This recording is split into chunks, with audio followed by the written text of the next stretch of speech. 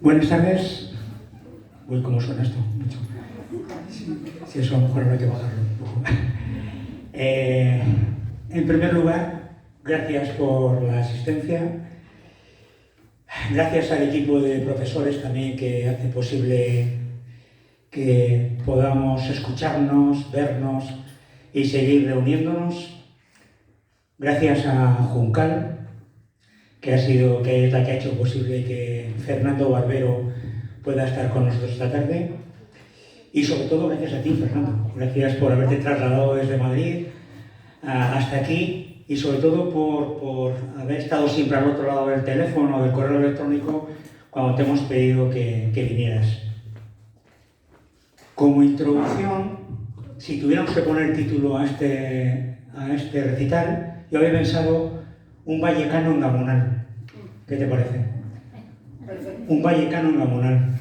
Los dos términos tienen connotaciones negativas, porque para los que somos de provincias, Vallecas es una acumulación de casas, un barrio ahí muy conflictivo, y para la gente que ve televisión solamente cree que Gamonal son disturbios. Es más, cuando nieva, sacan el esporón en la catedral, no sacan Gamonal, que también nieva en otros sitios. Así que yo creo que esta confluencia de gente de Vallecas como tú, gente de Gamonal como nosotros, creo que vamos a demostrar que somos algo más que gente rebelde, ¿no? Que somos algo más, incluso que nos gusta y tenemos en común la poesía. En cuanto a la biografía, he buscado unos cuantos adjetivos a ver qué te puedan definir. Yo creo que comprometido, ¿no?, sería uno que va bien contigo. En tu anterior trabajo, Fernando está jubilado ya, estabas comprometido con los trabajadores, con las cuestiones laborales. Luego te has comprometido, perteneciendo a una ONG, que vas a las cárceles a hacer talleres de creación literaria, tanto de hombres como de mujeres, con lo cual yo creo que es un adjetivo que te pega muy bien. También autodidacta. He leído en internet que la escuela la frecuentaste poco, por distintos motivos, y que lo que más has aprendido es de la vida, que es quizás la gran maestra. Eres amante de la naturaleza, sobre todo de la montaña, ¿no? Eres eres observador de la vida, sobre todo de los detalles, eso se lee mucho, se lee en tu poesía, cómo describes ciertos detalles, cómo te quedas quieto y ves pasar la vida, las cosas que pasan y lo reflejas muy bien. Como podéis ver, este joven ha escrito de casi todo. Ha escrito poesía, aquí tenemos varios de los ejemplares, ¿no?, que hay sobre haikus, la Magdalena de Bukowski. Has escrito también libros de viajes, diarios, que es curioso, ¿no?, incluso algunos relatos. Y has escrito también sobre historia, sobre el anarquismo. Es un tema que te gusta mucho, ¿no? Veo aquí breve y somera historia del anarquismo, de guerras y revoluciones, anarquistas vengadores, etcétera, etcétera. Veo que eres un hombre completo, ¿no?, que haces de todo un poco, sí. Y ya como despedida, solamente lo suelo hacer también con otros poetas, hago unas preguntas así al aire, que las puedes ir respondiendo a lo largo del recital, ¿no? Es ¿por qué escribes poesía? ¿Por qué alguien decide poner por escrito algo y publicarlo? Que otros lo leamos y disfrutamos de ello. Es una necesidad, es un oficio. El poeta nace, se hace. ¿Tú crees que desde pequeño ya tenías esas ganas de contar cosas o no? Ha sido a lo mejor ya de mayor o de maduro. ¿Por qué esa preferencia por la estrofa breve? ¿Por qué te gusta tanto el haiku, Danka, todo esto? ¿La poesía en pequeñas dosis es mejor que las largas? ¿La poesía tiene que ser comprometida? ¿O tiene que ser, como decían otros, un canto de grillos o un canto de jilgueros ahí que no dicen nada, que solamente suena bien? ¿Quiénes son tus maestros? ¿De quién has vivido? ¿A quién imitas o te gustaría imitar? si les pregunta este rezo. Les dejamos con Fernando, un aplauso.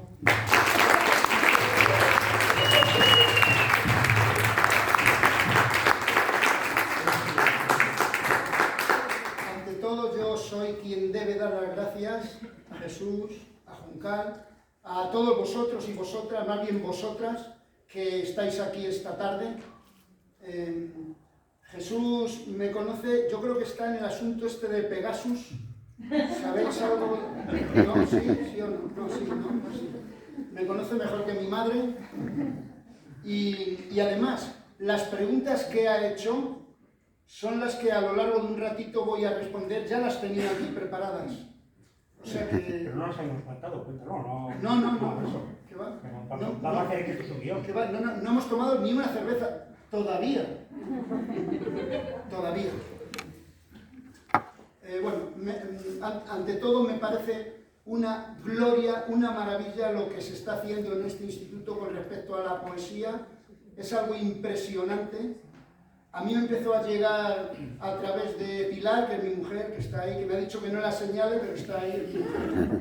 Ella es de Aranda de Duero, de Aranda y Llorás.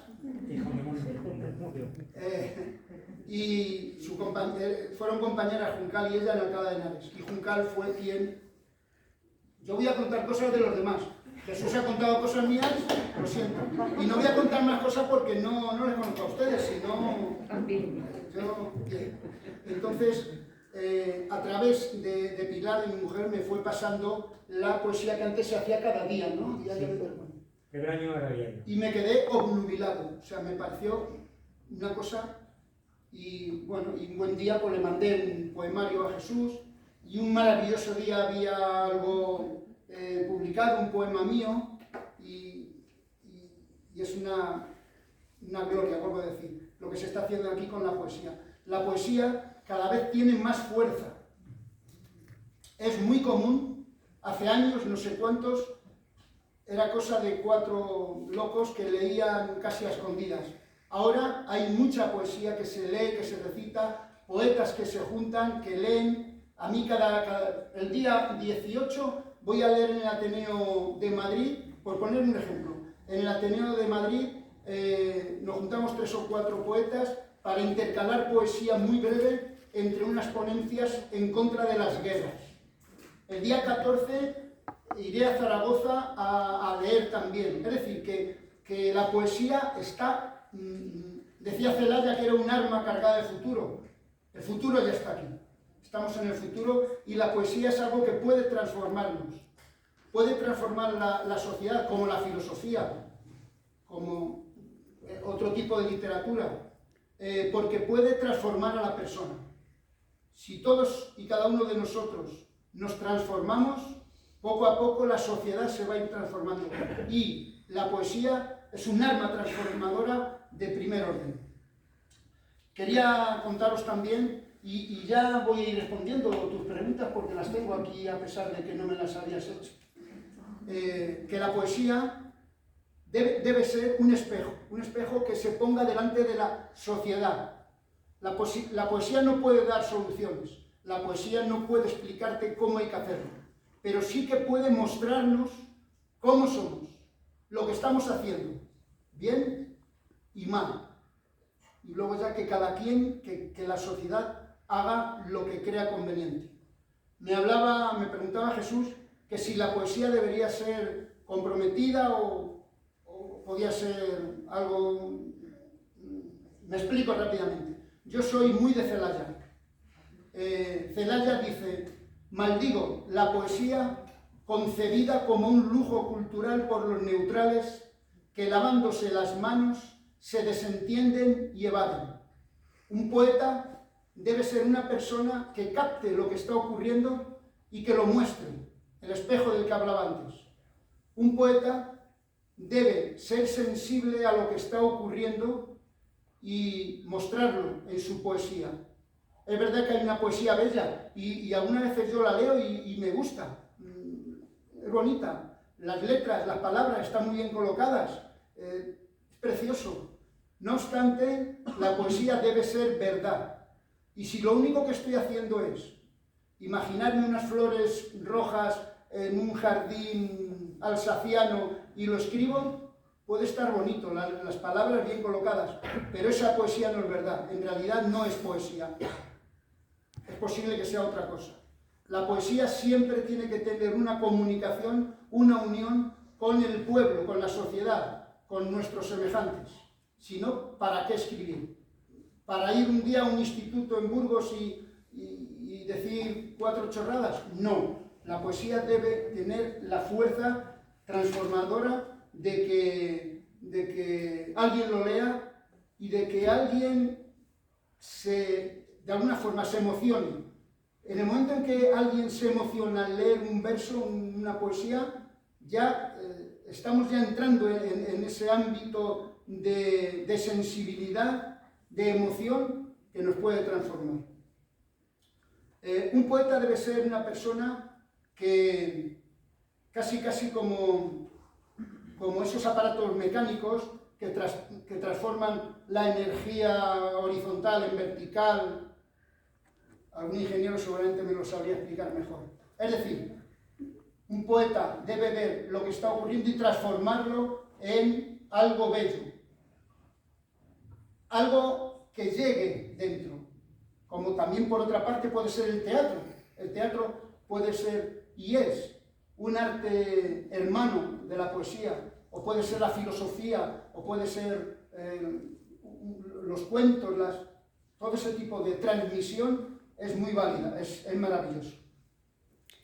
Dice Antonio Orihuela, yo pertenezco a un grupo llamado de la poesía crítica, se nota, ¿no? Dice Antonio Orihuela, que es uno de los creadores de esta corriente, que una frase que he apuntado porque me parece muy interesante. El capitalismo propone una poesía competitiva, ególatra, superficial, negocios, premios.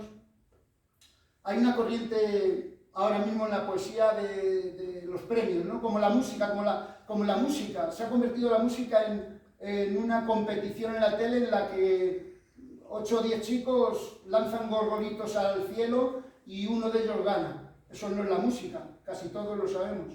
La poesía también está ocurriendo lo mismo, esos premios literarios que hay grupos que están más o menos manipulando. Es capitalismo, es capitalismo. Hay una corriente también que es terrible, que es la de la superficialidad de mucha gente joven que se pone a escribir poesía y es algo superficial. Y digo que es terrible porque hay gente joven, niños, niñas, que escriben de maravilla. Voy a poner 3 ejemplos. El otro día cuando Jesús puso los haikus en la página, pues yo me quedé con 3 autoras que son del instituto, que son alumnas. Noelia Estepar, Maitane Zubía y hay un chico, Darío Ramos. A mí me encantaron los haikus. Varios están aquí. ¿Perdón? Que varios están aquí. No estás diciendo. A ver, levantad la mano, por favor. Enhorabuena. Enhorabuena. Vosotros sois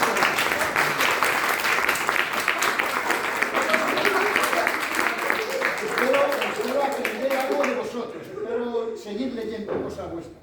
Muy bien. Lo habéis captado. A mí me ha gustado.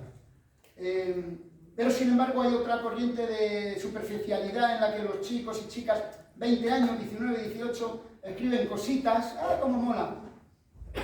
Bueno, puede valer. Pero también hay una corriente importante, hay un buen poeta, Matías Escalera Cordero, que está haciendo una recopilación y va a publicar de poetas jóvenes. Y es una gloria, hay chicos y chicas que están escribiendo maravillosamente. Es increíble con la poca experiencia que se tiene a los 20, 22 años, que se pueda plasmar esa poesía.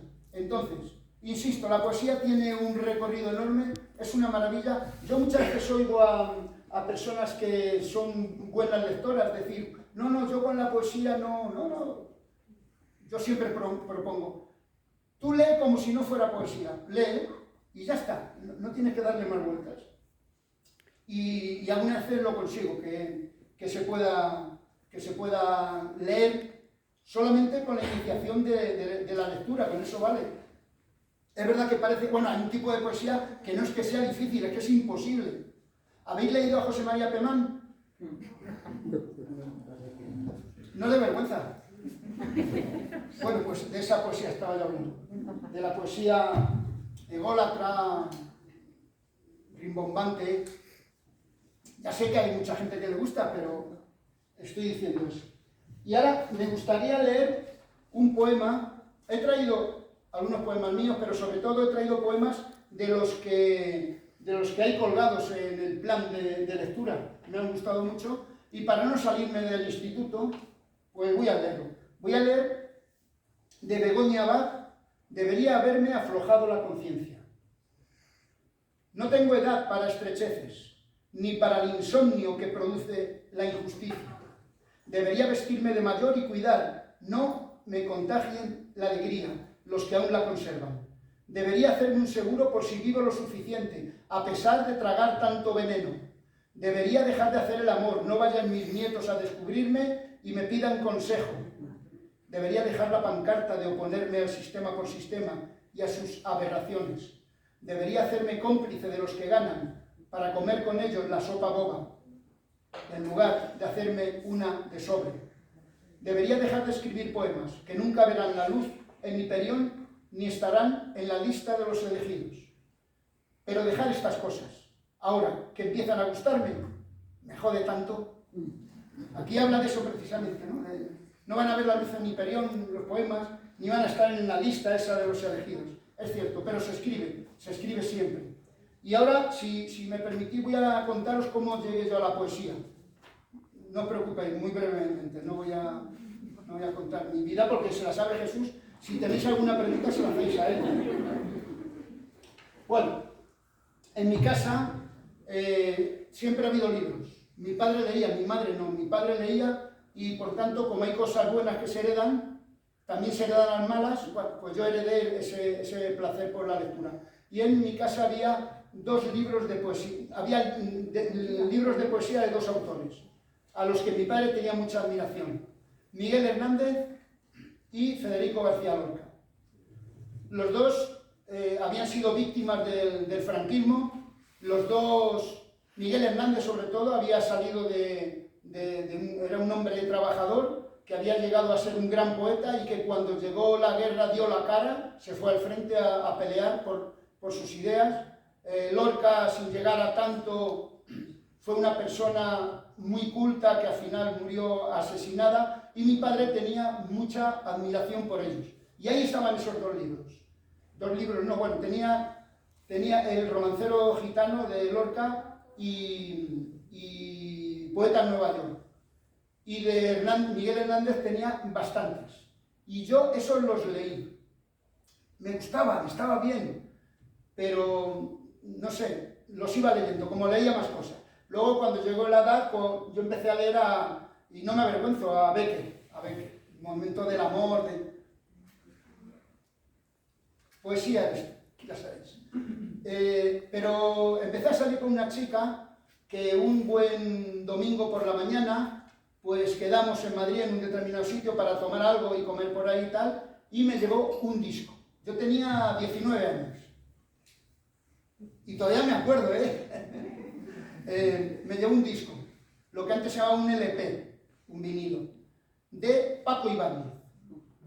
Era un disco en el que había dos caras y se titularon Los unos por los otros. Y por una cara estaban los poetas musicalizados, los poetas del siglo de oro, y por el otro los llamados poetas, llamaban poetas malditos. Celaya, León Felipe, Blas de Otero. Y entonces empecé a oír poesía con música. Y eso fue algo que sí, a mí particularmente me transformó por completo. Seguí siendo el mismo imbécil que trabajaba, que iba y que venía, pero ya era un imbécil que leía poesía. Ya iba a comprar poesía, ya tenía poesía, ya leía poesía. Pero no me atrevía a escribir poesía. Me parecía algo muy difícil, muy costoso, no era capaz de hacerlo.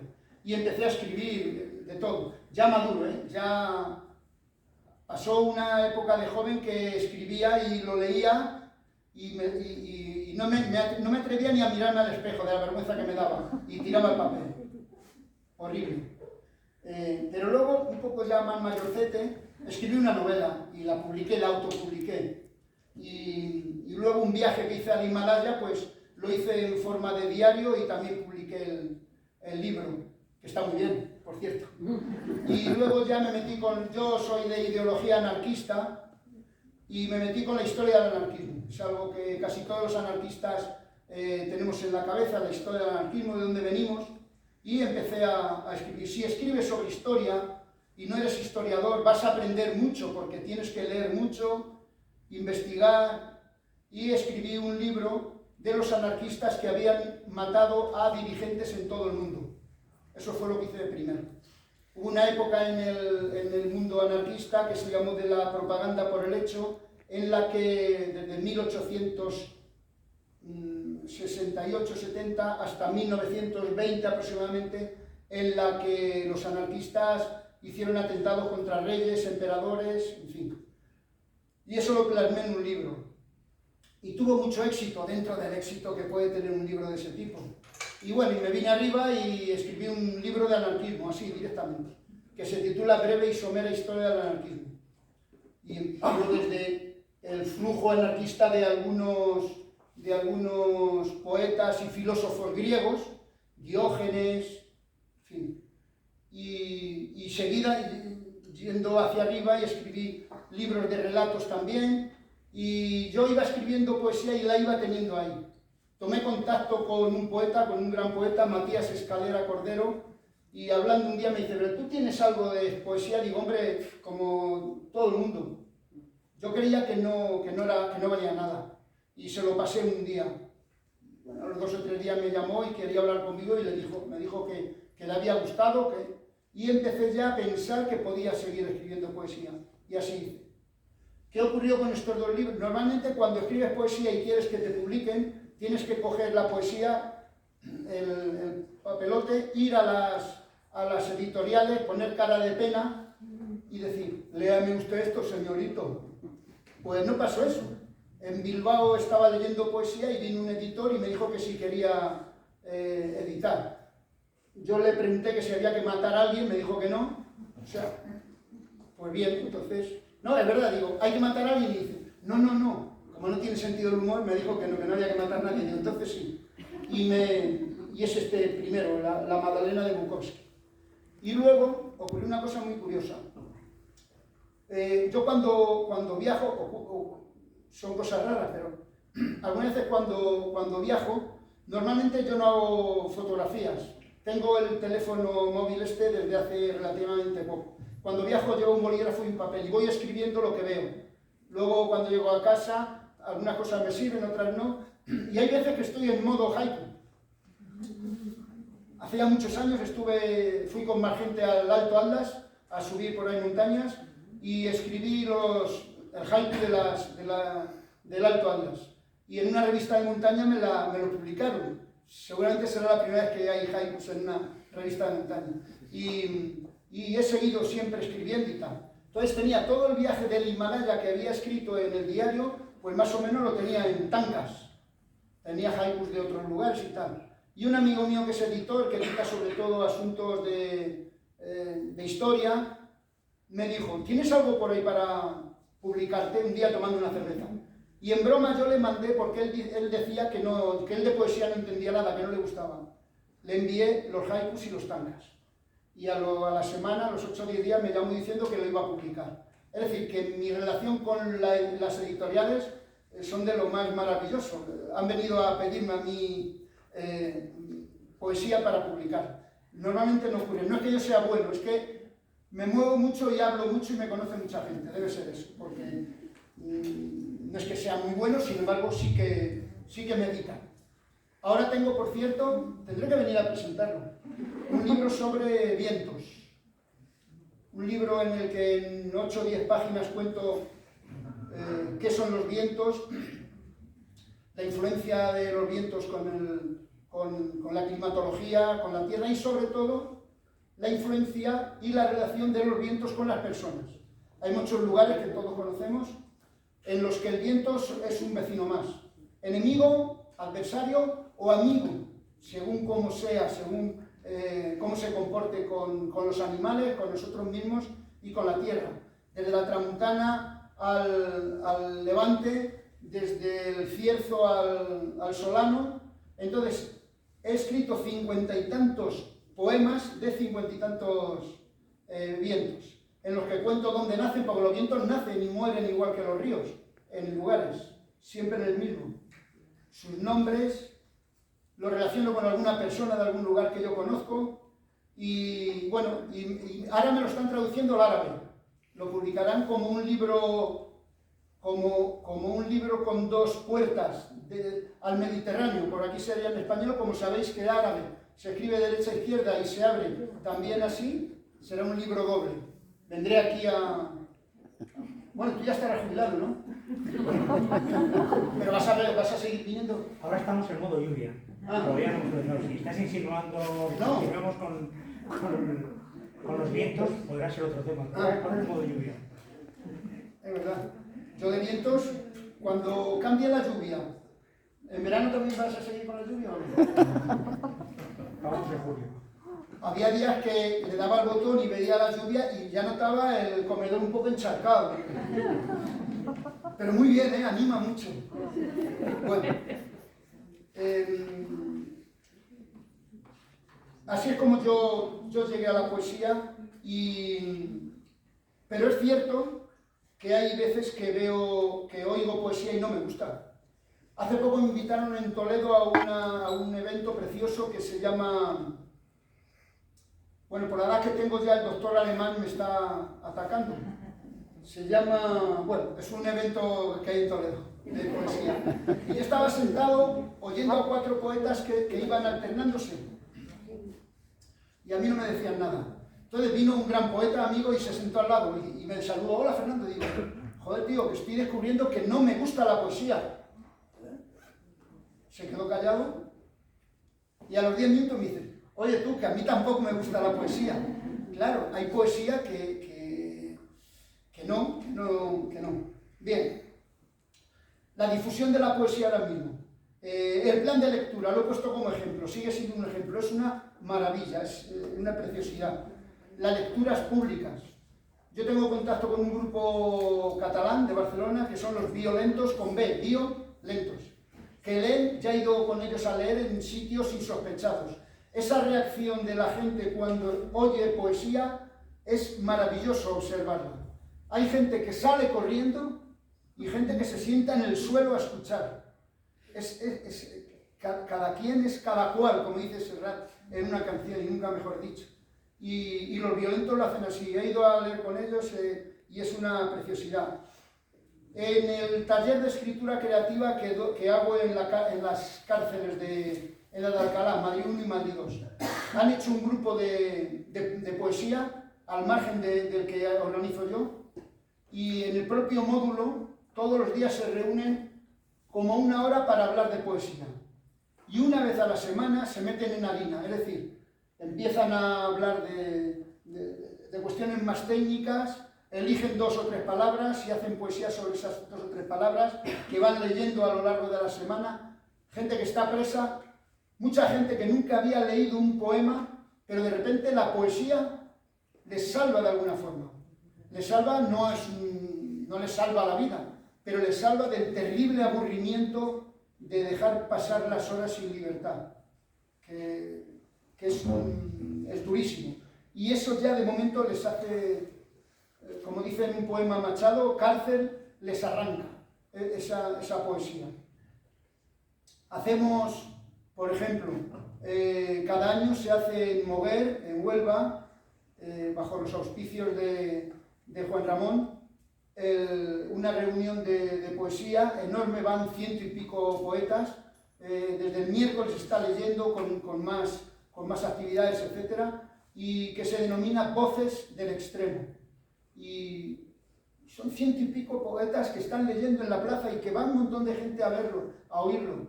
Es decir, yo la experiencia que tengo en la cárcel cuando organizamos una lectura, han ido algunos poetas ya consagrados a leer, leen los alumnos, y la experiencia que yo tengo, porque cuando se lee poesía es un salón de actos grande, caben unas 150 personas, es voluntario, va quien quiere. Aquello se llena siempre cuando hay poesía de personas que nunca han leído, pero que no han leído nada. Muchas de ellas no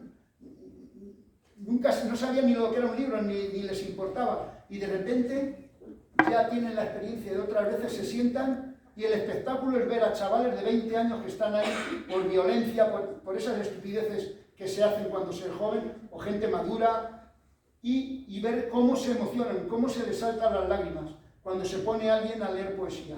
Eso es una gloria, eso es maravilloso. Y esa fuerza sí que tiene la poesía. Voy a leer otro poema. ¿De quién? Ah, pues sí, de Raúl Vacas, que es amigo mío. Que es aquí, está bien consolidado aquí, ¿no? El Raúl. Se titula Posit. Lo mismo lo habéis... Bueno, estos los he cogido del plan de lectura. Perdón por el amor que a veces no sé darte y se evapora.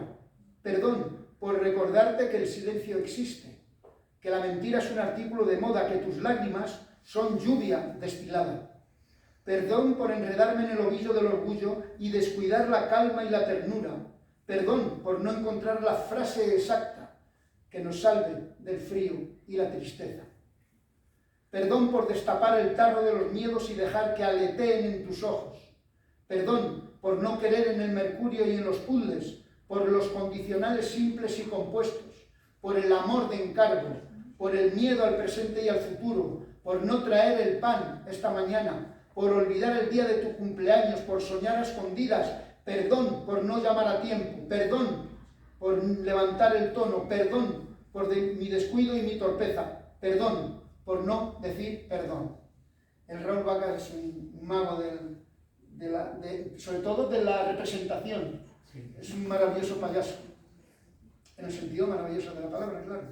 Bueno, y ahora voy a leer algo mío, ¿no? Como diría un poeta consagrado, un poema inédito. Estoy esperando que venga un editor para decirme, oye, ¿tú quieres...? Ah, una de humor, ¿vale? ¿Ustedes han visto la película La vida de Brian? Bueno, pues esto está dedicado a los Monty Python. Un homenaje a Monty Python. Nos hemos reunido, camaradas, para conspirar contra el régimen. Porque, ¿qué ha hecho Franco por el pueblo? Los pantanos, camarada, los pantanos. ¿Qué tontería es esa? Todo el mundo sabe que el proyecto de los pantanos ya existía con la República. Pero aparte de los embalses, ¿qué hizo el dictador? La seguridad social, compañero. ¡Ah! Eres la única persona que no sabe que en la Segunda República ya había una incipiente sanidad. Sigo insistiendo y espero que seamos serios.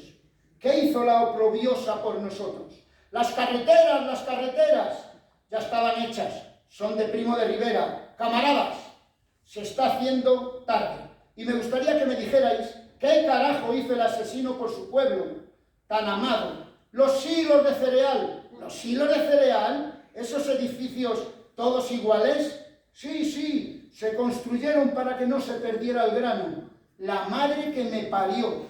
Por última vez, y continuamos. ¿Qué hizo el general golpista por los españoles? ¿Restaurar la monarquía? Eso sí, lo de los Borbones se lo debemos a él.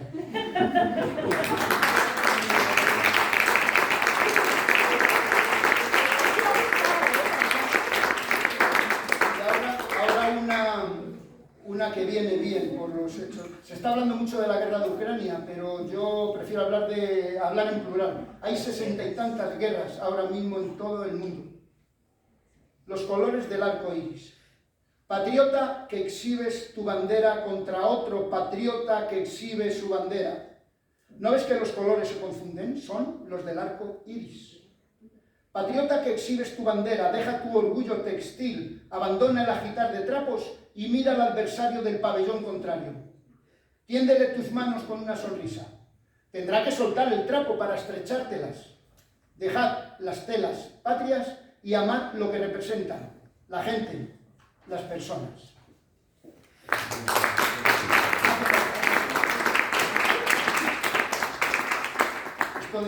Esto de los aplausos está muy bien para el ego. Pero como Pilar dice que yo ya tengo mucho, entonces no... Ahí va uno de la lluvia. Un poema sobre la lluvia y los recuerdos. Hoy te he recordado, sin motivos, sin saber por qué. Te he visto y he olido tu piel y tu cabello. Me había parado ante un anuncio en el que se exponía algo que nadie necesita y todos compran. La imagen de la mujer que hacía de reclamo me llevó a ti. Llovía y yo no sentía la humedad. Los recuerdos, como una jauría de perros babeantes, se abalanzaron sobre mí. Yo he sacudido la cabeza y las gotas de agua han precipitado los pensamientos contra el suelo. Es cierto que un olor, un color, algo nos hace volver a la infancia. A mí me cuesta mucho trabajo porque la infancia está muy lejos, pero a ustedes seguro que no les cuesta tanto. Voy a leer algo sobre... Bueno, yo viví, ya siendo bien adulto, parte del franquismo y la verdad es que teníamos la esperanza de lo que se llama la libertad, sí, una palabra que creíamos que era todo y resulta que ha sido nada. Pero luchábamos con muchas ganas, teníamos la idea de la vida. Título: No leímos a Homero. Teníamos la esperanza, jamás nos rendíamos y volvíamos a las calles. Los hicimos temblar. Teníamos la esperanza y la fe de que esta vez sí, que esta vez lo lograríamos. La lucha era el pan cotidiano, teníamos la belleza y la luz con nosotros, y la pertinaz solidaridad de los hermanos. Pero Homero lo advirtió: las sirenas cantan, leyes, votos, dinero y sonrisas falsas nos derrotaron y bajamos los puños. Compramos coches, casas y televisores de plasma. Abandonamos la idea de clase y descartamos la palabra dignidad. No habíamos leído a Homero. Y ¿he respondido a todas tus preguntas o había alguna? Yo creo que sí, poco a poco sí que sí. ¿Y de hora cómo vamos? 5 minutos. 5 minutos. Más, pero no. Pero tendrán que preguntar estas personas tan serias y tan simpáticas, ¿no? No es con el guión, pero si quieres. Sí. Podemos improvisar. Si alguien quiere preguntar algo. Bueno, a ver. Leo un par de poemas, termino yo y si tiene alguna pregunta, por favor, ¿puede ser? Sí, puede ser. A ver, la bancada joven, que pregunta cosas. Bueno, yo voy a leer estos dos poemas. Instrucciones para vivir bajo una dictadura. Siempre mirar para otro lado. Relativizar las acciones que emprenda el gobierno. Comprender que quizá no pueden hacer otra cosa. Acobardarse ante la demostración de fuerza coercitiva. No contrariar a quienes ostentan el poder. Creer a pies juntillas toda la información vertida en los medios. Ser respetuosos con las personas superiores en edad, dignidad o gobierno. Obedecer todas las órdenes emitidas por quienes ostentan el mando. Y la segunda parte es instrucciones para vivir bajo una democracia formal. Lo mismo que en el anterior poema y además votar.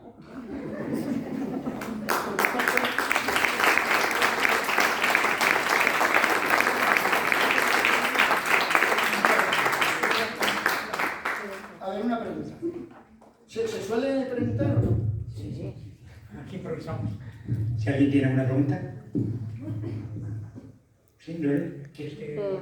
No, creo que se me oye, ¿no? Sí. ¿Se me oye? No, yo es que estoy un poco tenido. Ah, bueno. Sí, si no, la traduzco yo. Bueno, estoy ascendiendo poco a poco. ¿Voy a por el micro? No, pero si quieres... Es muy simple la pregunta, ¿eh? No sé, como creo que mucha de tu poesía... Pero, ¿cómo? ¿Hablo más alto? Así, fenómeno. Ok. Que como creo que mucha de tu poesía es sobre todo compromiso, ¿no? Y no sé, ¿cómo definirías la palabra belleza?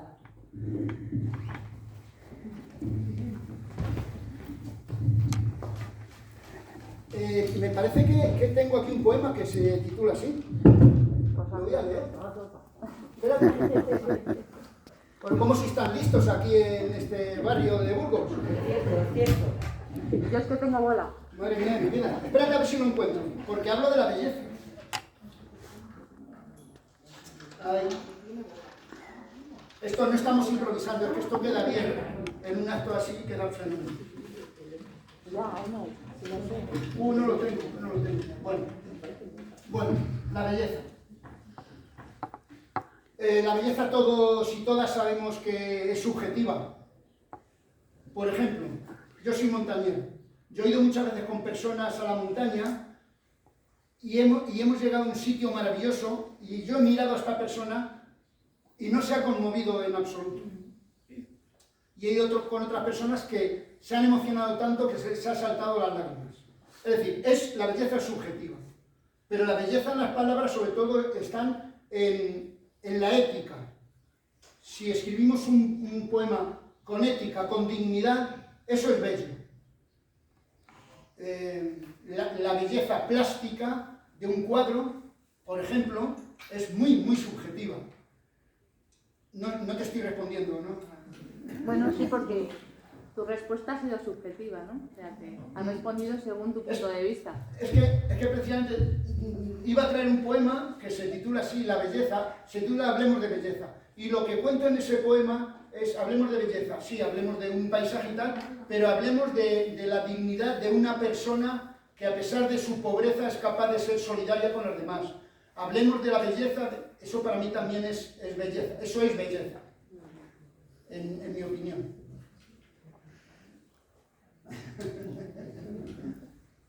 Pero tienes que chillar mucho.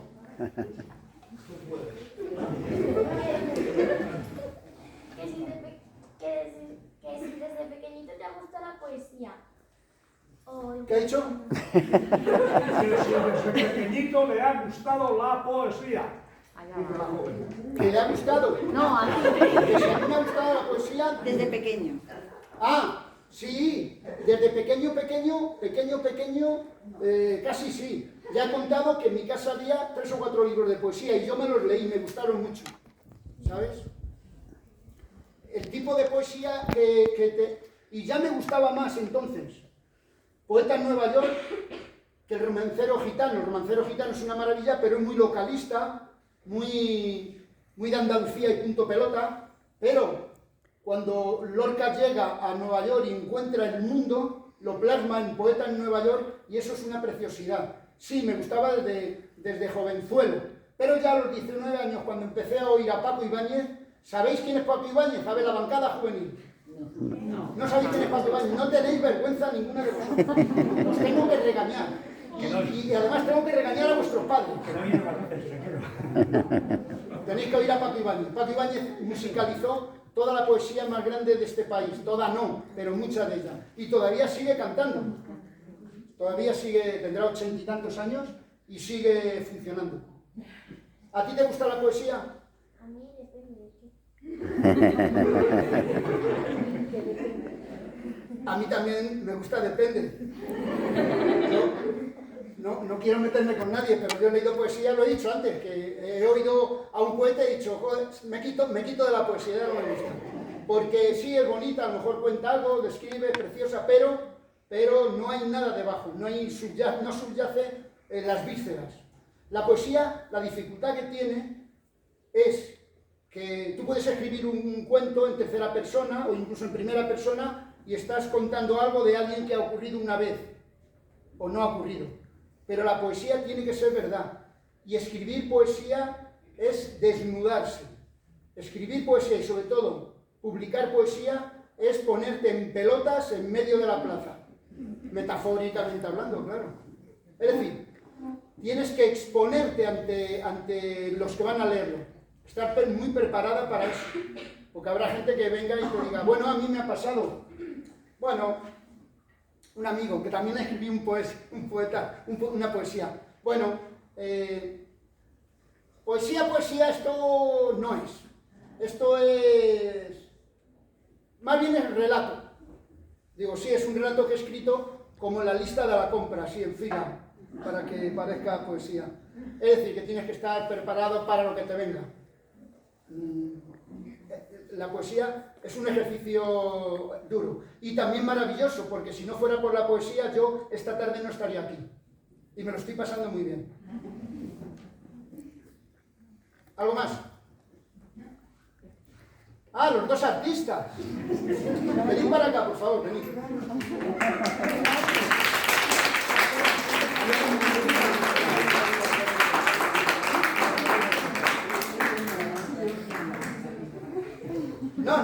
No miréis, subid aquí.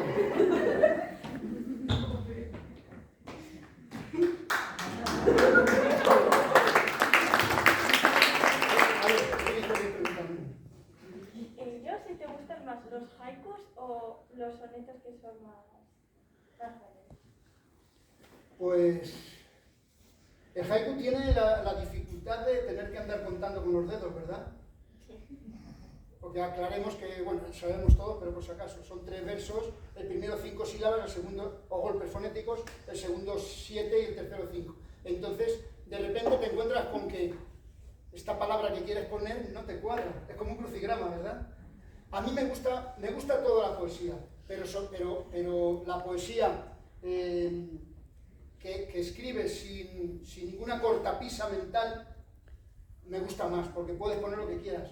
La poesía ahora ya no se lleva, desde Walt Whitman y Emily Dickinson ya no se rima, pero sí que tiene que tener un ritmo. No rima, pero sí ritmo. Tiene que ser de forma que... Yo tengo algún poema que algún músico me ha musicalizado, a pesar de que no está en rima. Eso es importante, el ritmo en la poesía. Mientras que si tiene la dificultad del haiku, del tanka, ¿a ti cuál te gusta más? Haiku porque es fácil. Tú es que vas sobrado, tú eres una chulita. ¿Cuál es el poema que has escrito que más te ha gustado? Darío, esa pregunta me la has tirado al corazón. No eres buena gente, Darío. Tú eres malo. Es imposible. Mira, pregunta aquí a cualquier papi que tenga 3 o 4 o 2 o 3 hijos. Pregúntale, ¿qué hijo queréis más, el de delante o el de detrás? Nadie dice uno. Es imposible porque es verdad que hay algunos que me gustan más, pero todos han salido de aquí. Y luego te paso alguno que me gusta mucho y te lo llevas a casa, ¿vale? Esa pregunta no te la puedo, es muy difícil responderla. Y luego te voy a decir otra cosa, como he escrito tantos poemas, se me ha perdido ya la memoria. Bueno, pues nada, enhorabuena a los dos porque...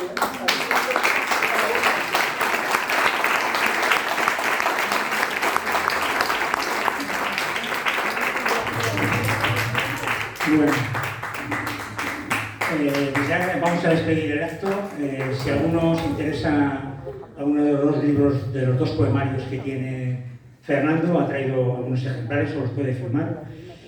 Y nada, un placer el que hayas venido y nos hayas hecho pasar un buen rato. Lo de los vientos lo dejamos para otra tanda. Ahora estamos en modo agua, modo lluvia. Si encontramos que hay calma chicha en un momento dado, pues traigo los vientos para que se pueda. Vale, muy bien, muchas gracias. Un aplauso.